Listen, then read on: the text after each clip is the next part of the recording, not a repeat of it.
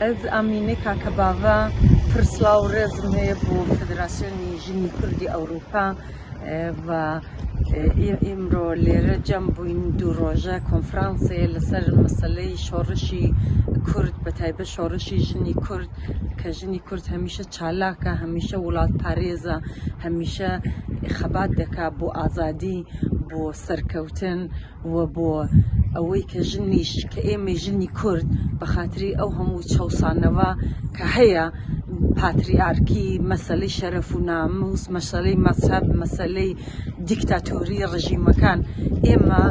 خەباتی ئێمە گەلێ گرینگە و گەلێ سەختە هەر لەبەرەوە ژنی کورد هەمیشە خەباتی کردووە کە ژیان ئازادی لە کوردستانەوە لە باکوور و لە ڕۆژهەڵاتەوە دەستی پێکردووە ڕۆیشتووە بۆ ڕۆژهەڵات لە شۆڕشی ژینادا ئەوە نیشانەی ئەوەیە کە ژنی کورد واقعاً شۆڕژگێرە و هەوڵ دەدا پێشکەوتوخوازی لە هەمووی ڕۆژهەڵاتی ناوین دەستی پێشخستووە ژنانی کوبانی بە دنیای نیشاندا کە ژنانی کوبانی ژنانی کورد واقعاً وڵات پارێزن واقعاً شۆڕژگێرن دە بەرابەری پیاویش جەسارەتیان هەیە یعنی قودرەتیان هەیە یعنی ئەوە کاریژیان هەیە کە خەبات بکەن گەلێ سپاس و ڕێزم هەیە و ژن ژیان ئازادی